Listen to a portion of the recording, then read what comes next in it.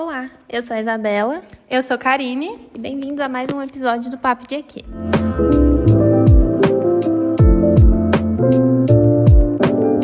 Hoje o nosso entrevistado é o Carlos Augusto Nogueira Júnior. Ele é formado em Engenharia Química pela Universidade Federal do Ceará, atuou como oficial da Marinha do Brasil durante 5 anos. Atualmente ele é perito da Polícia Científica de Santa Catarina. Ele já foi professor de perícia na plataforma Uniplus Unichapecó e também professor de Engenharia Química do Estratégia. Então, Carlos, muito obrigada por ter aceitado o nosso convite. Você poderia contar um pouco sobre a sua trajetória pela Engenharia Química? Olá, pessoal. É um prazer estar aqui conversando com vocês, a Isabela, Karine. A minha trajetória pela Engenharia Química, essa vontade até que me despertou a entrar na Engenharia Química foi num período em que as carreiras de engenharia elas estavam muito aquecidas, né? Então, pelos idos de 2008, foi o ano que eu prestei o vestibular. Ainda não era o Enem via SISU que se fazia, né? Era aquele vestibular tradicional, você tinha que prestar para aquela universidade, né? Eu tinha acabado de voltar de um intercâmbio dos Estados Unidos, quando eu decidi prestar para engenharia química. Já tinha uma ideia de que iria para alguma engenharia, mas engenharia química mesmo eu decidi no terceiro ano, né? Eu sempre participei de Olimpíadas de Matemática e de Química, né? E em virtude de ter esse gosto pelas exatas, eu sabia que alguma engenharia seria alguma engenharia, né? Eu não iria para a área de humanas, não iria também para a área da saúde, nem ciências jurídicas, nem nada do tipo, né? Iria para a engenharia. No último ano, em virtude de eu ter essa afinidade, no terceiro ano, ter essa afinidade por matemática, por física e também por química, acabei decidindo ir para a engenharia química, né? E muito em virtude desse aquecimento na época, foi um período em que a Petrobras, frequentemente ela fazia concursos para as pessoas trabalharem, né? Tinha muitas petrolíferas e petroquímicas na área, contratando, recrutando gente assim que se formava, elas iam trabalhar lá, né? Outras empresas de consultoria também. Então isso foi que me fez ir para a engenharia química, né? E então iniciei ali meus estudos na engenharia química, como quem já está passando pelo curso sabe, é um curso que demanda praticamente atenção integral nossa e dedicação para as atividades, para as disciplinas que nós cursamos, né? Se a gente tem a intenção de talvez ter uma carreira acadêmica, também a gente tem que se engajar com a iniciação científica, com outras atividades que são extracurriculares do curso, né? Mas durante todo o meu período na engenharia química, eu iniciei já na iniciação científica no segundo semestre. O primeiro semestre eu me dediquei às disciplinas, e aí teve uma espécie de processo seletivo para entrar num laboratório, no grupo de pesquisa, que era um grupo de pesquisa de termofluidodinâmica aplicada, né? É um processo simples ali, alguns alunos foram participar e eu acabei entrando nesse grupo de pesquisa, né? E trabalhando com termodinâmica e trabalhei no grupo de pesquisa até me formar, né? Então sempre dividi o meu tempo entre as disciplinas, né? E o grupo de pesquisa, a iniciação científica, né? Publicação de artigo, participação em congresso, aquela coisa toda, e também dava aula de física e matemática em uma escola lá em Fortaleza, todo o período. Eu acabei me formando em 5 anos, que era o tempo para se formar, né, no curso, o tempo mínimo, mais ou menos, só se eu antecipasse muitas disciplinas, mas não antecipei. Meio que mantive ali o que tinha de disciplina para o período, né? Então, ia fazendo as disciplinas de acordo com o período, exceto aquelas eletivas que aí eu ia mesclando junto com as obrigatórias. E agora a sua trajetória profissional, como que foi? Como você chegou até a essa profissão de perito? É bem interessante, porque o que acontece? Quando eu entrei na engenharia química, quando eu passei no vestibular, a minha pretensão era ser engenheiro da Petrobras. certo? Fazer um concurso posteriormente para engenheiro de processamento da Petrobras, ou engenheiro de petróleo, enfim, trabalhar com petróleo, tá? Era com isso que eu queria trabalhar, eu acho. Enfim, ainda muito jovem, a gente ainda não sabe muito bem como escolher até a profissão, né? Mas era o que o mercado se mostrava muito aquecido, né? Existiam outros players que até competiam com a Petrobras, ou seja, se não desse certo ir para a Petrobras, teriam outras empresas que acabariam retendo esses profissionais, aqueles que se dedicassem, se capacitassem, né? Então, era isso que eu queria no início, né? Tanto que eu fiz um concurso quando ainda estava iniciando o terceiro ano de faculdade, né? E eu atingi o perfil e tudo, cheguei a receber um telegrama na época para isso, só que eu não tinha me formado ainda, e continuei meus estudos no intuito de um dia ir para a Petrobras.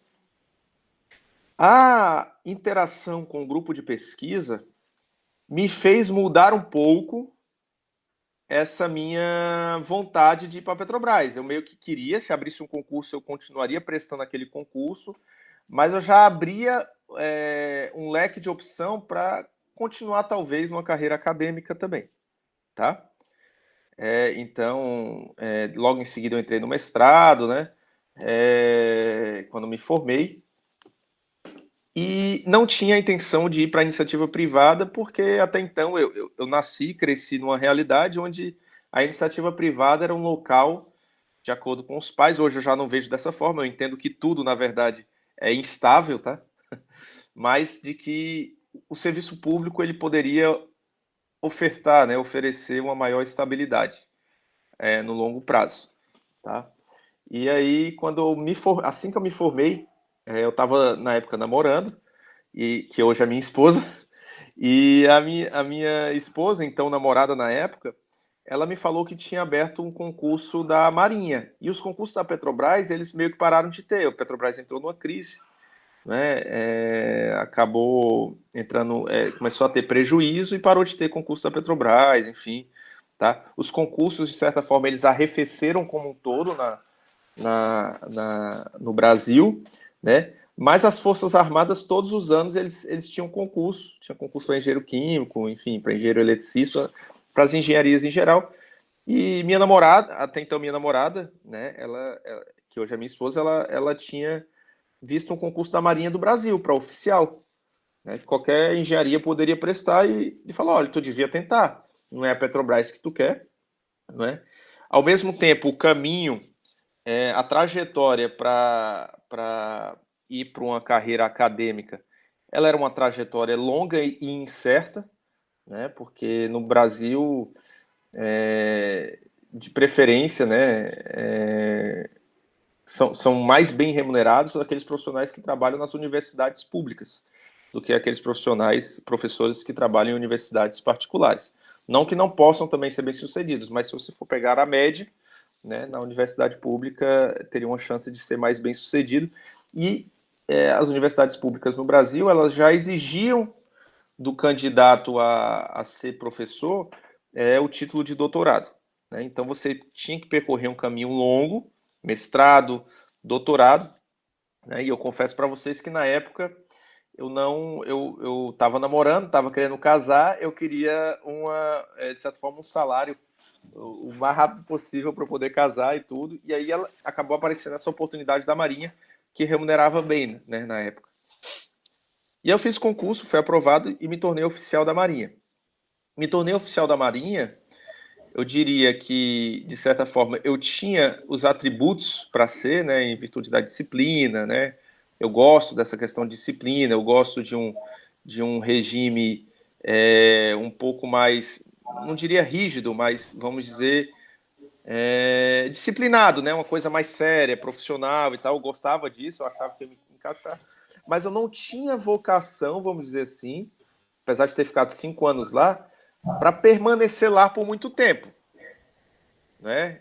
De dizer, não, eu sou um militar vocacionado, isso é tudo que eu sempre quis. Não, isso seria uma grande mentira do meu ponto de vista.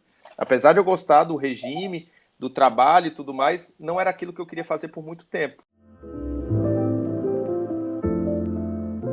Posso te perguntar uma coisa? Claro. Você falou que abriu para diversas engenharias, mas qual aplicação de engenharia tinha você como oficial? É agora que eu vou entrar. O que que acontece? Quando esse concurso que eu passei foi para oficial do Corpo da Armada, que era basicamente para trabalhar nas unidades operacionais da Marinha do Brasil. E o que que acontece? Por que que o concurso abria para engenharia? Abria porque os engenheiros como um todo, eles têm uma capacidade analítica e administrativa muito boa. É o tipo de profissional que congrega uma capacidade analítica para resolução de problemas e, de certa forma, uma capacidade administrativa também, que era o que eles necessitavam, que era o perfil que eles precisavam para ocupar esses espaços. Então, não necessariamente você ia trabalhar com engenharia. Eu acabei trabalhando numa organização militar que ela estava em manutenção e acabava utilizando parte do meu conhecimento em engenharia, tá? Mas o que eu diria que mais é utilizado são os conhecimentos de liderança e os conhecimentos de cunho administrativo, administração de pessoas, tá? Então você acaba se tornando muito mais um burocrata, né, do que propriamente um engenheiro técnico, que vai utilizar aqueles conhecimentos de engenharia mais próximos do... Se a gente fosse pegar uma linha do que é o convencional indo em direção ao estado da arte, você não estaria nada próximo desse estado da arte. Próximo do estado da arte, você estaria na carreira acadêmica, né? Eu digo de engenharia química, né? E ali, não, você utilizava uma coisa mais próxima do convencional. São conhecimentos importantes que você tem. Eu trabalhei com compressores, trabalhei com motores. O conhecimento de termodinâmica é importante. O conhecimento de mecânica dos fluidos é importante? É importante. Né? Você acaba largando na frente em relação àqueles que não têm esse conhecimento. Então, você acaba conseguindo resolver alguns problemas que outros não conseguem, tá? Com o conhecimento de engenharia. Agora, engenharia química, propriamente dita, eu praticamente não usei na Marinha. Né? Eu cheguei a ser encarregado de um setor que cuidava de toda a parte elétrica, ou seja, ali talvez encaixar um engenheiro eletricista seria mais adequado, mas em contrapartida acabei aprendendo bastante, né? Essa parte de eletromagnetismo, funcionamento de motores elétricos, né? Enfim, sistemas elétricos de potência, né? Quando você trabalha com gerador, você acaba tendo que saber lidar muito bem com isso. Né? E depois acabei indo para um setor que aí sim, trabalhava mais com compressores, motores a combustão, né? E ali eu utilizei bastante do arcabouço de termodinâmica que eu tinha adquirido. Mas se você for falar de tudo que você consegue extrair da tua experiência na Marinha, engenharia é o ponto alto, o ponto forte? Não.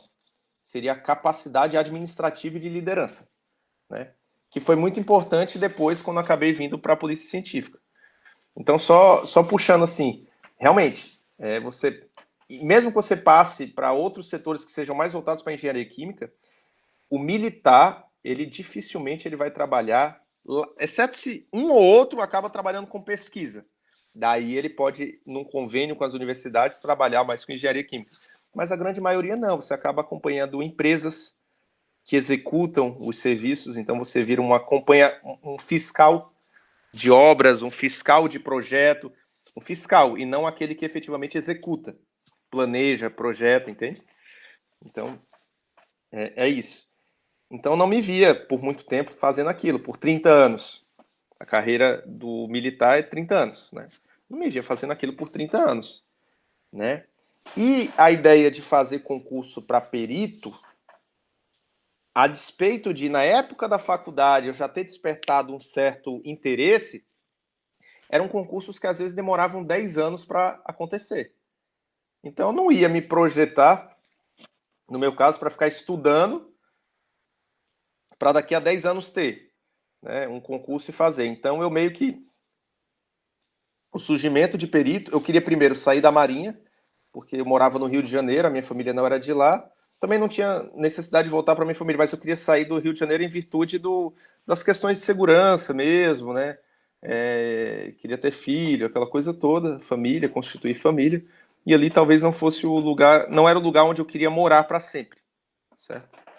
Então, eu comecei a estudar para outros concursos de outras carreiras, carreira fiscal, de auditor fiscal, porque abria todo ano, tinha concurso todo ano, em algum estado ou na União, né, da Receita Federal.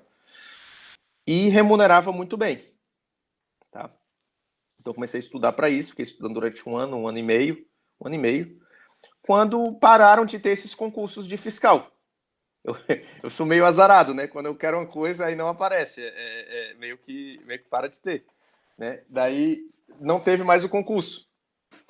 E aí nesse período, em 2016, eu estava na Marinha ainda, abri um concurso para perito criminal do Distrito Federal, do Distrito Federal. E um colega meu foi fazer e me convidou para fazer. Eu lembro que na época minha esposa, ela até me indicou para fazer, só que eu estava muito focado nessa área fiscal. E aí eu disse assim, não, eu abri mão de fazer esse concurso.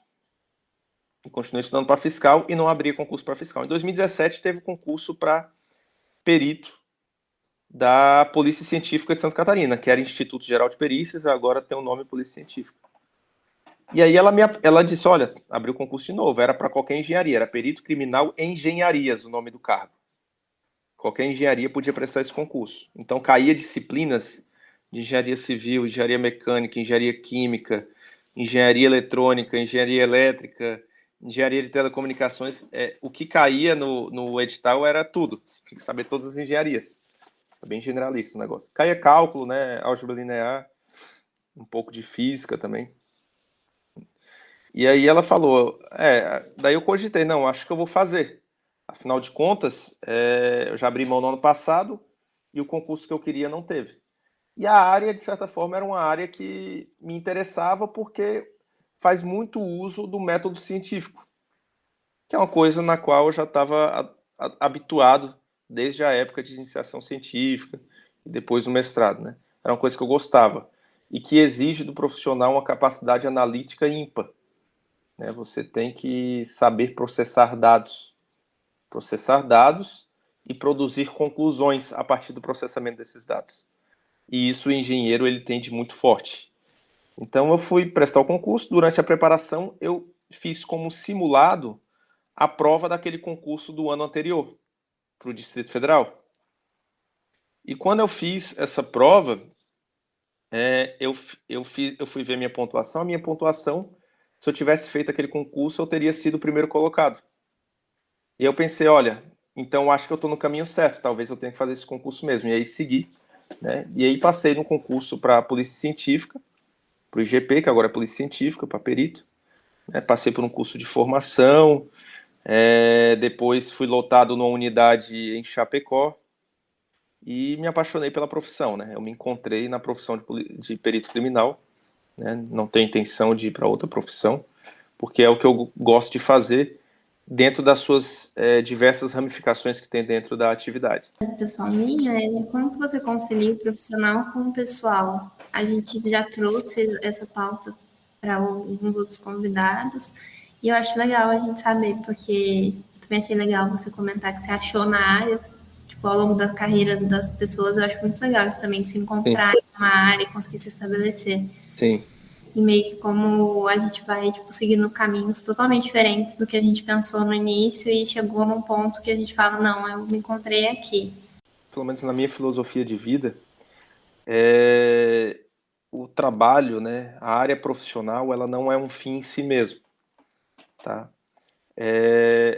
Em outros momentos, até quando estava solteiro, enfim, era isso que eu perseguia. Para você ver como a cada dia que passa, a gente não é a mesma pessoa do dia anterior.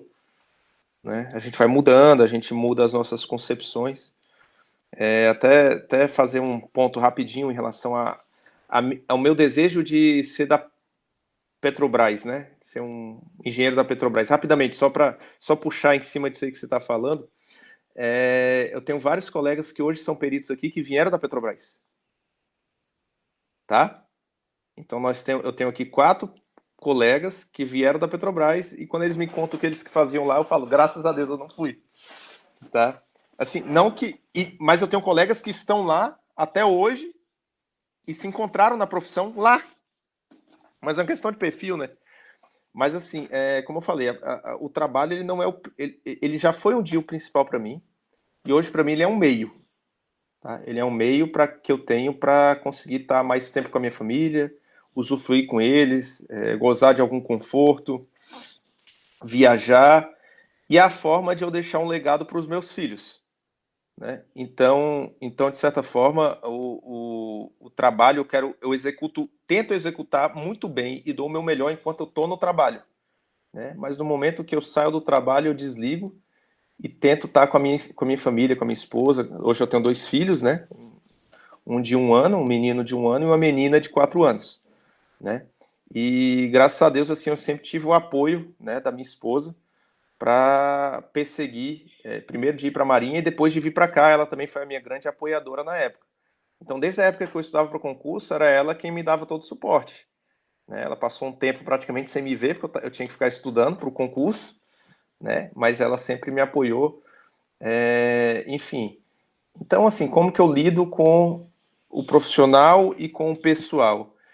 Para mim é muito fácil, porque eu tenho um apoio muito grande da minha família, né? Eu tenho um apoio de que, se em algum momento eu estou com eles, tiver alguma ocorrência, alguma coisa que eu preciso me deslocar, eles vão estar comigo. E ao mesmo tempo, quando eu estou aqui em casa, né, eu tento estar com eles. Então, isso é uma coisa boa que o serviço público acabou me dando, que é o quê? Ali você tem uma série de direitos, né? Você tem algumas prerrogativas também, alguns deveres, né? Vários, na verdade. Mas, de certa forma, eu tenho uma carga horária que eu tenho que seguir, e depois dessa carga horária cumprida e as minhas atividades cumpridas, eu consigo desfrutar do prazer de estar com a minha família. Então, de certa forma, eu consigo fazer isso bem, né? De dividir as duas coisas.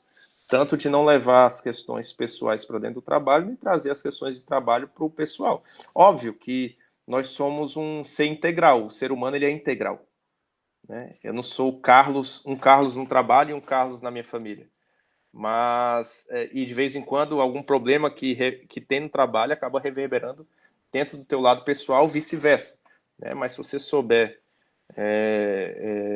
tentar ao máximo deixar essas duas coisas um pouco mais separadas, acaba ajudando. Então, é como eu faço, né? Enquanto eu estou lá, eu estou integralmente lá, tento estar integralmente lá, dedicado totalmente, né? Imerso naquele ambiente para entregar o meu melhor. E quando eu estou aqui fora, eu também tento estar imerso aqui fora, na minha família, né? E tentar entregar o meu melhor aqui. Pelo menos é como eu tento fazer. Porque eu conheço muita gente que acaba trazendo muito trabalho para casa. Ela sai do trabalho, mas o trabalho não sai dela. Ela vai junto, ela leva o computador, ela leva tudo para casa, né? Então, na verdade, quando eu saio do trabalho de perito, eu tenho a família e ainda dou aula, né? Então, aí eu tenho que realmente chavear em três posições ali o disjuntor, né? E bem bacana. E você falou que eu me encontrei nessa profissão, como a Isabela comentou. Teve algum momento que foi a chave, assim? Foi algum caso específico? Tiveram alguns casos assim que foram de bastante repercussão, né? Aqui em Santa Catarina eu cheguei já a pegar casos parecidos. Eu já peguei um caso muito parecido com esse que aconteceu em Blumenau recentemente, na escola, né? Então, caso de segurança da escola eu já peguei, né? Mas foi em Saudades, que aconteceu em 2021. Foi um caso. Eu estava na superintendência de Chapecó na época, então não fui eu quem fez o local, mas fui eu quem teve que processar algumas informações, né? Acabar lidando com vítimas, familiares, prefeito, governador na época, né? Porque eu estava na função de chefia lá, né? E foi uma coisa assim de que, se a gente faz o nosso trabalho bem feito, a gente consegue promover justiça para aqueles que necessitam, né? Às vezes a gente não consegue, nesses casos onde envolve óbito, trazer a pessoa à vida, né? E é Deus. Mas a gente consegue pelo menos promover justiça, né? Do ponto de vista de que uma pessoa que cometeu um crime, ela venha efetivamente a ser condenada. E aquele também que não cometeu, que não venha a ser condenado injustamente. Então, de certa forma, promover essa justiça utilizando ciência é muito interessante. Porque o que acontece? Só fazer aqui um parêntese rápido, né? No mundo jurídico, nós temos 3 tipos de provas que são colocados dentro de um processo, tá? Provas testemunhais, provas documentais e provas materiais. As provas documentais são com base em documentos. O nome já diz, documental. Né? As provas testemunhais são aquelas que a pessoa fala, do que ela viu, do que ela presenciou. E essas provas testemunhais, elas dependem do funcionamento adequado do cérebro humano. E não só do funcionamento adequado do cérebro humano. Elas dependem também de uma questão moral de a pessoa querer manifestar a verdade ou a mentira. Certo? Então, eu falo para você hoje aqui, eu vi uma pessoa tal cometendo um crime ambiental. Estou te falando isso hoje. Se você me perguntar amanhã, dependendo da minha capacidade de memória, e eu te falo com uma riqueza de detalhes hoje. Se você me perguntar daqui a 5 anos, quando o processo já está, sei lá, muito avançado e me chamam novamente para contar a história, provavelmente a história que eu vou contar vai ser diferente. Eu já não vou ter tanta riqueza de detalhe assim. Né? Ou pode ser que, por alguma razão, eu tenha sido cooptado pelo autor, ele tenha molhado a minha mão, me paga alguma coisa e eu sou moralmente questionável e dou um depoimento que é favorável a ele, enquanto antes eu tinha dado um depoimento que era contrário a ele. Né? Então isso é a prova testemunhal, ela é muito precária. Enquanto que a prova material, que é aquela que é produzida pela perícia, ela faz a criminalística, né? É um sistema, não é uma ciência, é um sistema que congrega dentro desse grande sistema diversas ciências. Física, matemática, química, biologia, medicina, engenharias. Congrega também artes, a capacidade de você fazer um bom croquis, de você fazer uma impressão 3D para conseguir representar uma situação, de você fazer boas fotografias que você processando, você consegue transformar aquilo numa imagem tridimensional. Então a criminalística ela faz uso de ciência, né, utilizando uma metodologia própria, que nada mais é que um método científico, né? E uma vez que você utiliza métodos, você se desvia de vieses cognitivos que são muito próprios, sejam eles de contexto, de confirmação, né, de repetição. Então, essa prova que é produzida pela perícia, em virtude de ela utilizar a ciência para produzir, ela é muito mais fidedigna, ela é muito mais íntegra, ela é repetível, ou seja, eu sou perito, eu fiz todo um exame.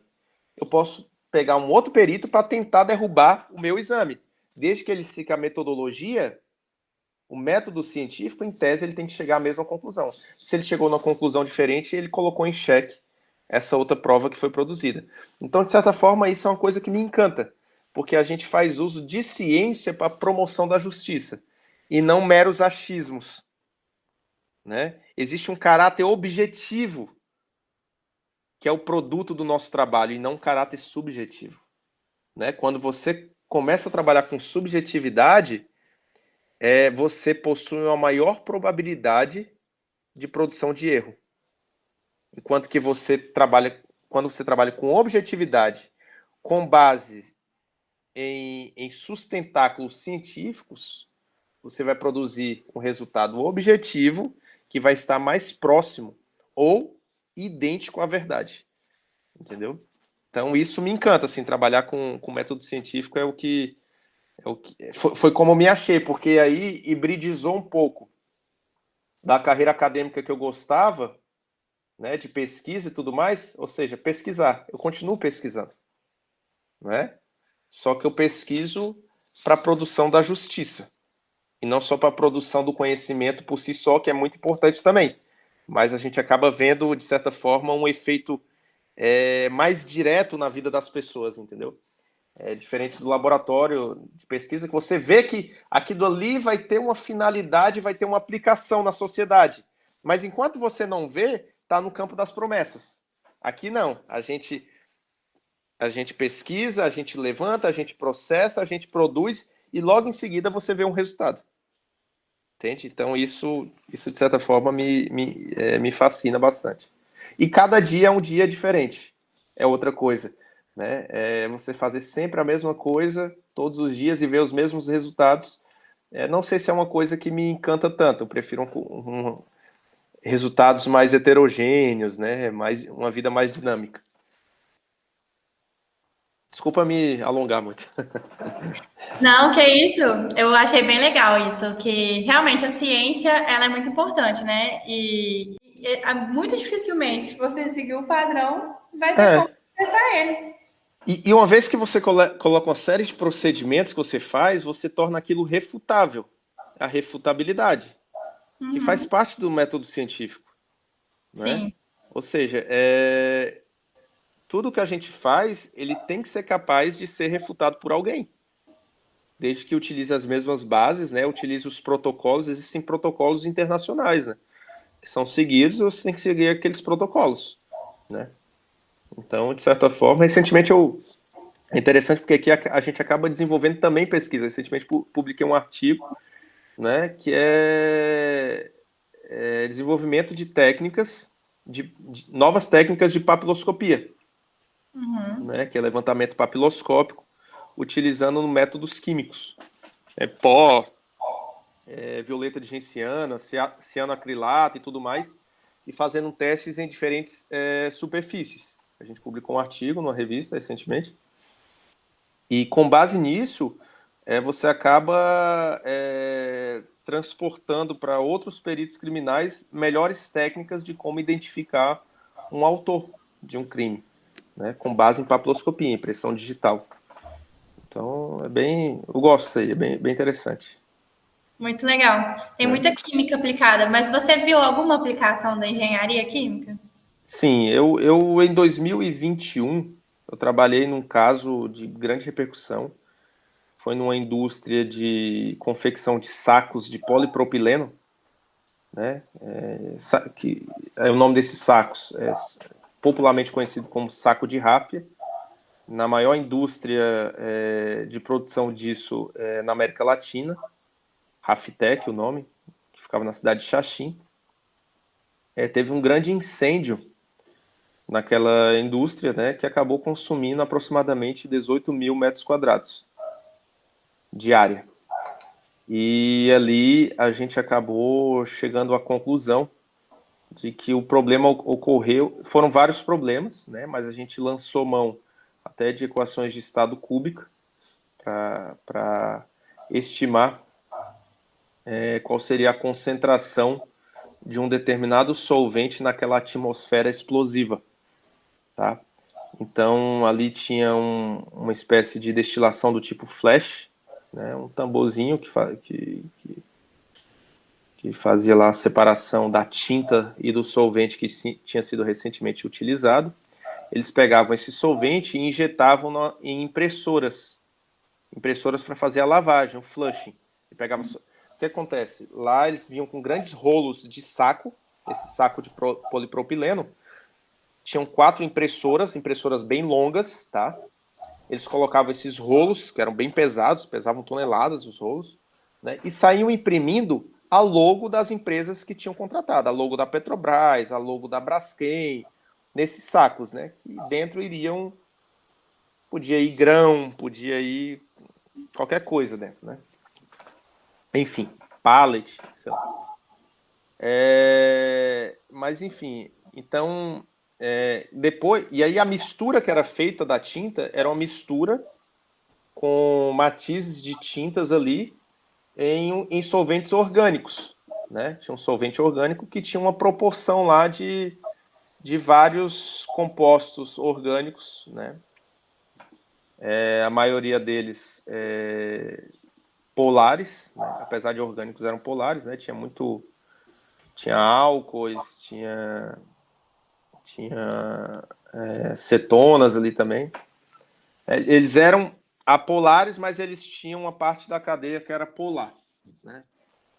Por motivo óbvio, porque o polipropileno ele depois era submetido a um tratamento um tratamento corona, que visava tornar a superfície desse polipropileno, que a gente sabe que é um polímero, então ele é apolar, tá?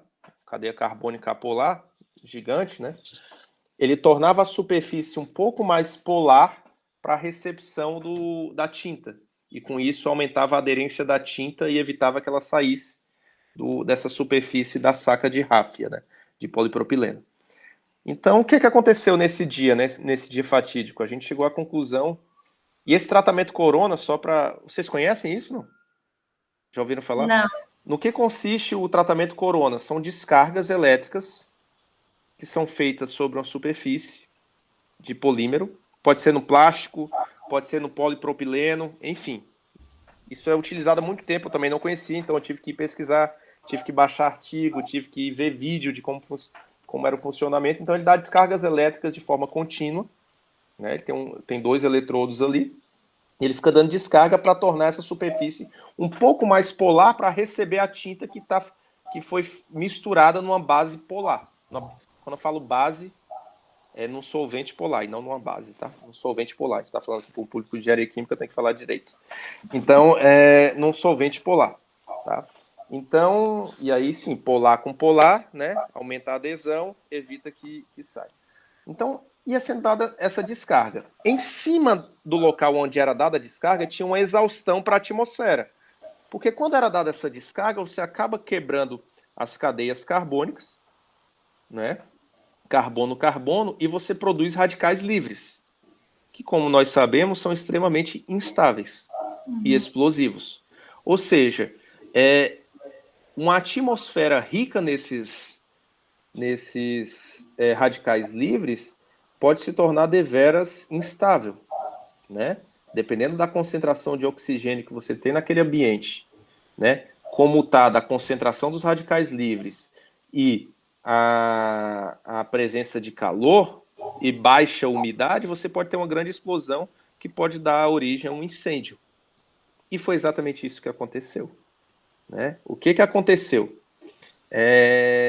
Essa tinta que era utilizada, depois que você terminava uma batelada de impressão desse rolo que eu falei para vocês, você continuava tendo tinta misturada com solvente naquela impressora. Mas aquela mistura, ela foi feita especificamente para aquela empresa contratante.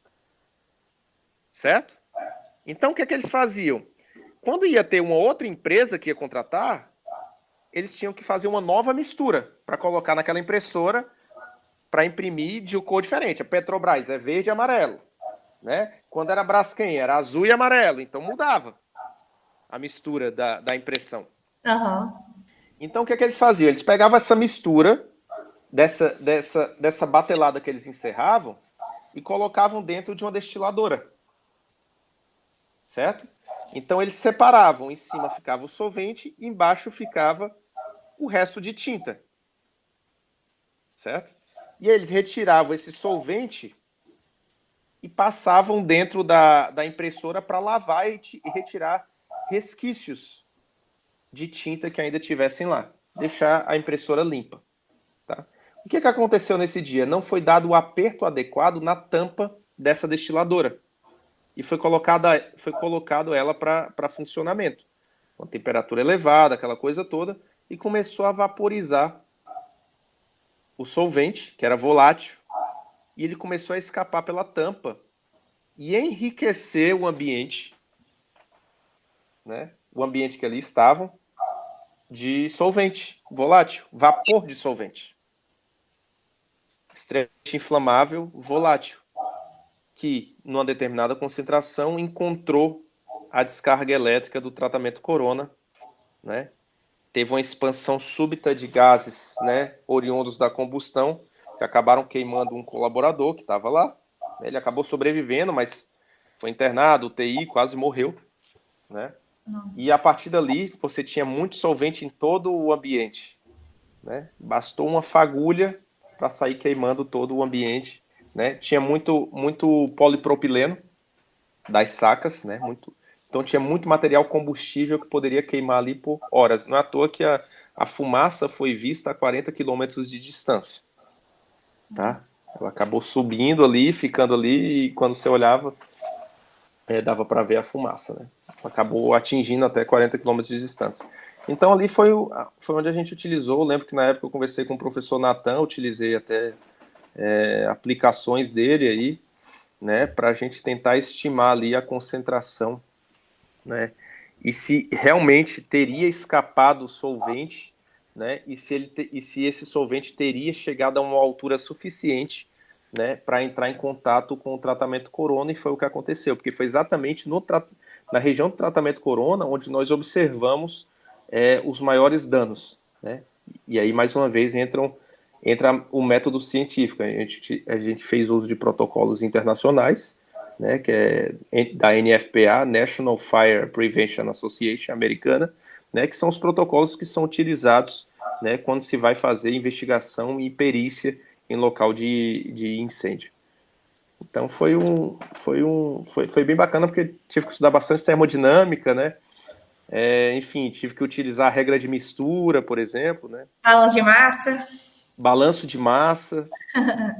Então acaba que mecânica dos fluidos, porque aí a gente teve que ver questão de corrente de ar, né? Então você tinha que ver ali onde é que tinha exaustão, por que queimou mais em determinada região, porque tinha uma ventilação negativa, né? Ali que succionava esse solvente que estava presente lá para ir ao encontro da descarga elétrica. Muito então, legal. Bem interessante isso aí, foi um caso... interessante, né? Legal não. Mas foi um caso... Mas é legal você conseguir chegar a uma conclusão. Não é legal o incêndio, mas você conseguir chegar à conclusão de como aquilo aconteceu com base nos teus conhecimentos, né, nos conhecimentos que você obteve durante a tua graduação, durante a tua experiência com engenharia química, é muito interessante. Esperma, numa amostra de fio de cabelo, de pelo, né? Então, saliva. Aí, o pessoal que vai mais para a parte de análise de perfis genéticos, né? Então, é muito variado, assim. Acaba que você pode trabalhar em ambientes internos e externos, né? Ou de forma híbrida, vamos dizer assim. E você comentou também sobre o uso de protocolos internacionais para fazer as análises e tudo mais. E eu queria saber quais, se você usa, né? E quais se usa línguas estrangeiras.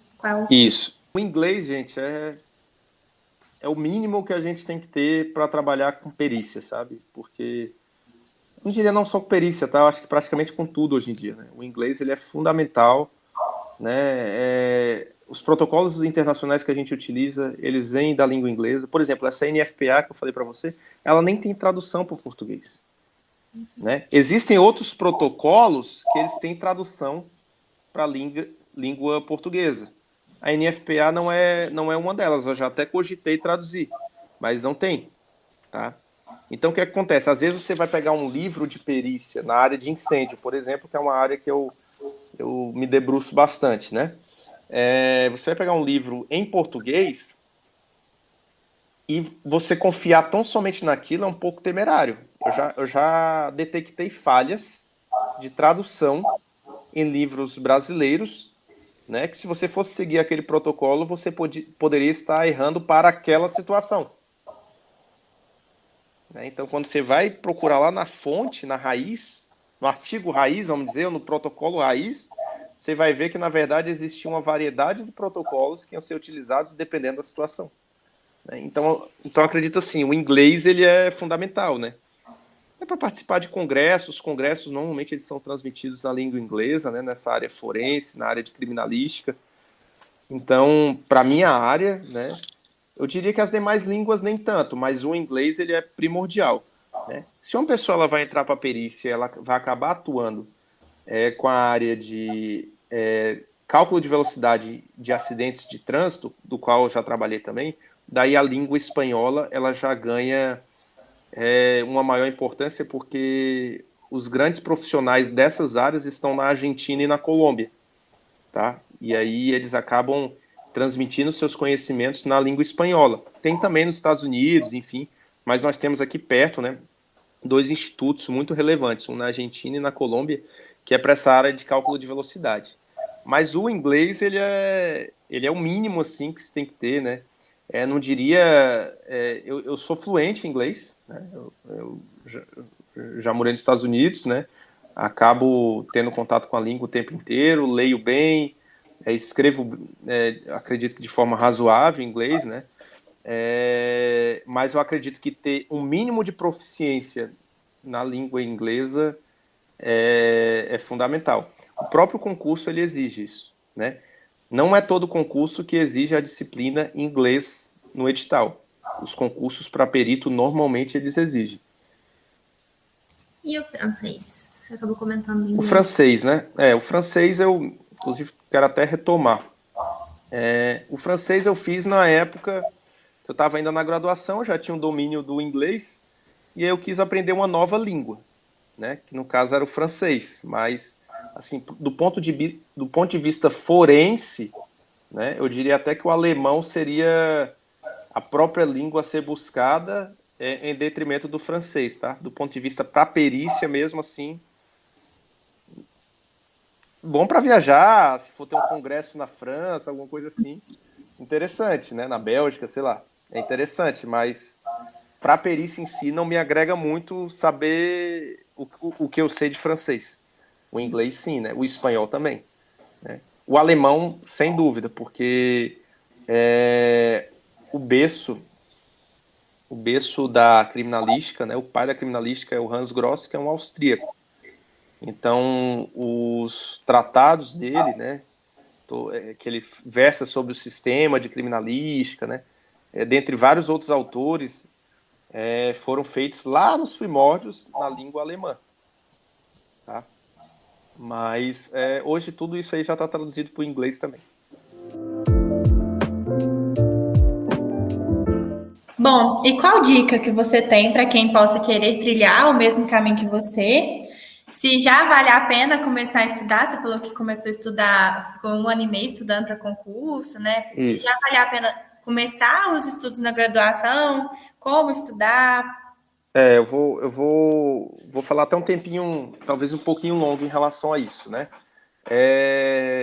Acho que a primeira coisa, normalmente quando a gente entra na engenharia química, o pessoal entra muito novo, né? Muitas vezes não sabe o que quer ou acha que sabe o que quer, né? Eu acredito que essa iniciativa de vocês de apontarem diversos profissionais, conversarem com eles, talvez isso deixe mais claro para os graduandos, né, em engenharia química, quais são as possibilidades que existem. Então, primeiro, eu queria parabenizar nesse sentido, né, a iniciativa, né, de a gente ter esse ambiente aqui para o debate. Tá? Em relação ao estudo para o concurso, eu não recomendaria começar em momento muito precoce durante a graduação, né?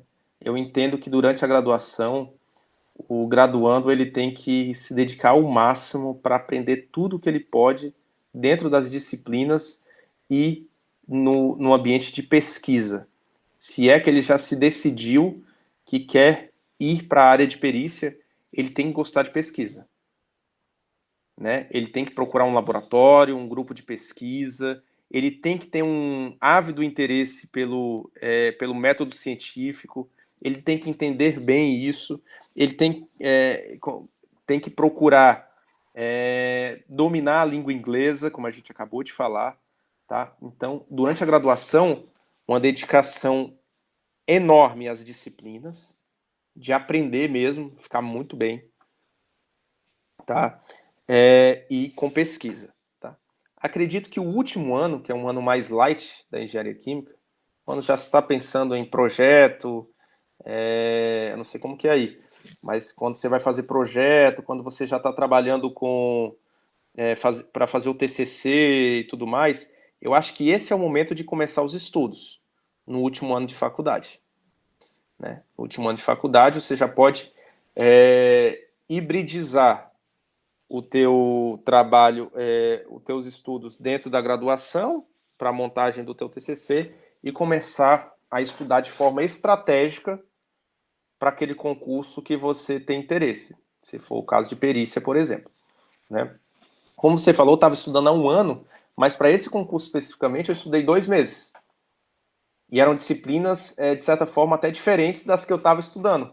Porque que caiu um monte de engenharia, né? Enfim, era um pouco diferente. Só que tem que ver o quê? Que os concursos de perícia, eles caem em português, inglês, direitos, então direito constitucional, direito administrativo, direito penal, direito processual penal, tá? Às vezes cai administração financeira orçamentária, cai informática, hoje em dia está vindo cada vez mais pesada a disciplina de informática ou tecnologia da informação, tá? E o engenheiro, normalmente, ele tem uma certa aversão aos direitos, como eu tinha, tá? Mas para passar no concurso, vai ter que saber os direitos para passar no concurso. Então, talvez esse último ano de graduação já seja um momento, talvez nem para pegar tão pesado na engenharia. Porque a engenharia você já pegou muito pesado durante toda a tua graduação, certo? Então, foque durante a sua graduação, essa é a minha dica. Foque durante a graduação na engenharia química. No último ano, daí não, aí você já pega já tenta jogar mais com essas disciplinas. Português, tem que chegar com português, que é o diferencial, o inglês e os direitos, tá? Então é isso que eu recomendaria, a partir do último ano, a pessoa fazer. Porque no final das contas, aquelas disciplinas de engenharia, se você fez uma boa graduação, você vai tirar de letra. Fazer muita questão, saber qual é a banca para qual você vai prestar. E tá disponível, aí vai de cada pessoa. Tem gente que é muito apegado à família e quer morar próximo à família. Esse é um ideal. Existem pessoas não, que se abrir um concurso em outro estado, por exemplo, Santa Catarina, sou do Ceará. O primeiro concurso que eu passei foi para ir para o Rio de Janeiro. E depois para vir para Santa Catarina, que, na minha opinião, é o melhor estado do Brasil. Né? Então, eu tive disponibilidade de migrar, né, de um estado para o outro. Existem pessoas que não. Então, isso é uma coisa que a pessoa precisa definir também. Né? Se ela vai prestar concurso só para o próprio estado, por exemplo, vocês vou prestar concurso só para Minas. Não quero sair de... Beleza, então começa a ver aí, né, Polícia Civil de Minas Gerais, tem para perito, né? Não, eu consigo ir até o Rio de Janeiro, consigo ir até São Paulo. Então já abre um pouco mais o leque, né? E aí começar a ver esse tipo de coisa. E ficar muito atento à seguinte coisa. Às vezes abre o concurso e o aluno, ele está, às vezes, até preparado. Ele sabe que ele pode passar naquele concurso e ele não faz porque ele não está formado. Minha recomendação, faça um concurso mesmo sem estar formados. Normalmente a nomeação demora para acontecer. Né? Eu fiz meu concurso em 2017 e eu fui nomeado em 2019. Foram quase 2 anos de espera. Se em 2017 eu ainda estivesse no 4º ano de engenharia, eu teria conseguido ser empossado? Teria. Né? Ou no 5º ano, enfim.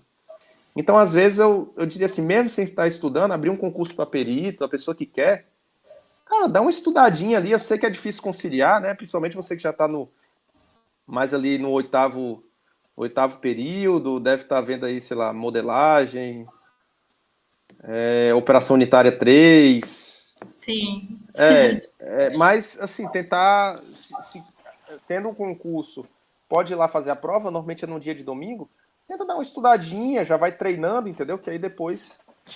E às vezes você não passa nas vagas, mas você está perto ali, aí não é chamado logo, é até bom, porque demora um pouco mais para chamar, e quando é chamado já pode tomar posse. Então, só algumas dicas. Às vezes a pessoa não presta o concurso porque ela acha que... mesmo que eu passe, eu não posso ir. Não, às vezes demora para acontecer a nomeação. Normalmente demora. E por onde você acha que a gente tem que começar a estudar? Porque, por exemplo, você falou de português. Eu não vejo nada relacionado a português desde o meu ensino médio, por exemplo. Tá. Então... É importante ver que a preparação para o concurso ela é diferente do estudo para uma graduação. A primeira coisa que vocês precisam perceber é isso. O estudo para graduação é diferente do estudo para concurso. Estudo para graduação, você vai ter uma prova de operações unitárias na semana que vem, você não vai ter nenhuma outra prova, você vai sentar a pua e vai estudar só operações unitárias até semana que vem, certo? Normalmente é isso que a gente faz. Estudo para concurso não, você tem que estudar numa forma de ciclo de estudos. Todo dia você tem que revezar umas 2 ou 3 matérias. e mudar de área. Está estudando português, depois vai para uma de exatas, depois pega um de direito, e tem que ficar rodando as matérias meio que simultaneamente. Esse é o primeiro ponto. Segundo ponto, estudar para concurso não é saber tudo de todas as matérias. Então, é diferente, por exemplo, você vai fazer uma prova de operações unitárias na semana que vem, que foi dado, sei lá, destilação fracionada, né? E aí você vai cair Macquebe-Thiele e Ponchon-Savary na próxima prova. Você tem que saber o método gráfico, né? Você tem que saber o método de Ponchon-Savary, você vai ter que saber fazer um balanço de energia, você vai ter que saber tudo, se você quiser tirar uma boa nota, né? A não ser que não queira, mas digamos, se você queira tirar uma boa nota, você vai ter que saber tudo, ou estudar o máximo possível. Para concurso, não, você tem que ser muito estratégico no teu estudo, né? Às vezes você domina, sei lá, equilíbrio líquido-líquido, mas que aquela banca nunca cobrou. Você não vai estudar aquilo agora, aquilo ali vai ser algo secundário. Você vai estudar primeiro aquilo, vai fazer um levantamento das bancas para saber o que você vai priorizar no teu estudo. E priorizar aquilo que cai. Não adianta eu saber desenvolver, eu chegar até a etapa de desenvolver relações de Maxwell na termodinâmica, sendo que o que cai na minha prova é DH igual a CP dt. Certo? Eu preciso saber DH igual a CP dt, aí o CP vai ser aquele A mais BT mais CT ao quadrado, coloco ali, faço a integral de T1 até T2 e pronto, eu resolvi meu problema. Eu não preciso desenvolver todas as relações de Maxwell, partir da primeira lei da termodinâmica, depois para a segunda lei da termodinâmica, e aí encontrar as 4 relações de Maxwell para resolver aquela questão. Então, preciso entender o que a minha banca cobra. Já no concurso da Petrobras, tinha que saber desenvolver as relações de Maxwell, porque aquela banca Sesgran Rio, na época, cobrava. Hoje em dia já é Sebrasp, já mudou a banca. Então, por onde estudar? Português não se estuda para concurso pelo método convencional que se estudava no colégio. Então, recomendo que procurem bons cursos, os melhores do mercado. Eu não vou fazer propaganda aqui por motivos óbvios, mas existem vários, né? Existe o que eu dou aula, que tem uma disciplina de português que, na minha opinião, tem a melhor professora, já fiz propaganda, tem a melhor professora de português lá, eu aprendi com ela e com isso eu praticamente gabaritava todas as provas de português que eu fazia, né? Que é a Adriana Figueiredo. Tem um baita de um curso e é voltado para concurso. Então, assim, vai estudar português, vai estudar direito e tudo, essas disciplinas. Engenharia não, engenharia aí vai depender de banca para banca, né? Às vezes vai ter que estudar pelas suas anotações na época de faculdade, vai ter que estudar talvez por alguns livros, né? E aí pegar as questões e resolver questão. Estudar meio que de forma regressiva, fazer engenharia reversa, ver o que é cobrado e estudar para aquilo lá, né? Mas direito, português, né? Eu diria que procurar cursinhos, né? Cursos que sejam voltados para concurso, tá? Não é para vestibular e não é voltado para colégio, né? Nada, é voltado para concurso, tá? Tem que ser voltado para concurso, porque aí eles lançam os cursos isolados e hoje em dia você não precisa sair de casa, você abre o computador, tem tudo lá. Tem o livro, tem o PDF, né?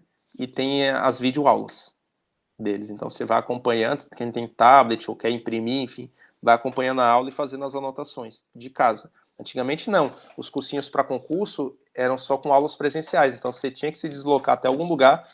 Hoje em dia não, você está no ônibus, você está no metrô, onde você consegue colocar para ficar assistindo uma aula, ouvindo um podcast. Muitas vezes eles agora estão transformando as aulas em podcast, né? Então essa é a minha recomendação, ir para cursos especializados em concurso. Bom, Carlos, muito obrigada por ter aceitado o nosso convite. Eu achei o nosso papo muito, muito bacana. A gente vê que, como engenheiros químicos, a gente pode adentrar em vários locais, né? A gente pode realmente seguir diversas carreiras e a carreira como perito é bem bacana, né? E muitas pessoas podem se encontrar nela. Então, Sim. a gente está muito feliz que você aceitou o nosso convite e muito obrigada. Se você quiser dar algum recado, alguma finalização. Não, eu que agradeço o convite de vocês, né? E mais uma vez eu parabenizo pela iniciativa mesmo, assim, sabe? Na minha época não tinha esse tipo de coisa. Eu acredito que com isso aqui, e aí até uma recomendação que eu dou para vocês, talvez vocês já façam, mas eu dou mesmo assim, que é levar isso para aqueles alunos do terceiro ano, sabe? Os pré-vestibulandos, né? Para que eles já saibam, talvez, antes mesmo de prestar o vestibular, quais são as perspectivas, né? O que tem lá? Fazer uma espécie de projeção de cenários de como eles podem atuar como engenheiros químicos, né? Ele pode trabalhar na indústria. Que indústria? Farmacêutica, alimentícia, petróleo, petroquímica, energias renováveis. Não, quero ser professor. Tá, você consegue ser professor. Não, quero ser um pesquisador. Você consegue ser pesquisador. Não, quero ser perito. Consegue ser perito. Mas às vezes ele nem sabe o que ele pode fazer com aquilo. Eu, por exemplo, quando fiz o meu vestibular, eu achava que não, vou trabalhar com petróleo. E depois você vê um universo de atividades que o engenheiro químico ele consegue desenvolver, né? Então, queria deixar aqui isso, né? Indico que quem tiver alguma dúvida, quiser entrar em contato comigo, né? Vocês podem entrar em contato, eu vou deixar aqui o meu e-mail, né? carlos.nogueira@policiacientifica.sc.gov.br carlos.nogueira@policiacientifica.sc.gov.br. Se mandarem pergunta, mandarem dúvida, eu fico disponível para responder. Obrigada, Carlos. Obrigado. Alguma rede social que você queira divulgar? Eu tenho o meu Instagram, atualmente ele está fechado, mas em breve vou estar abrindo, que é carlos.nogueirajr. Tá? Quem me seguir ali eu aceito também, carlos.nogueirajr. Em virtude de algumas atividades que eu andei desempenhando no ano passado, eu tive que deixar ele fechado, né? Quando eu estava só dando aula, ele era aberto, em breve deve estar abrindo de novo. Certinho. Muito obrigada pela participação e todo mundo lembrando também de seguir a gente nas nossas redes sociais, no Instagram, @Engenharia Química UFLA, e aqui no Paprika também. Muito obrigada. Obrigado. Tchau, tchau.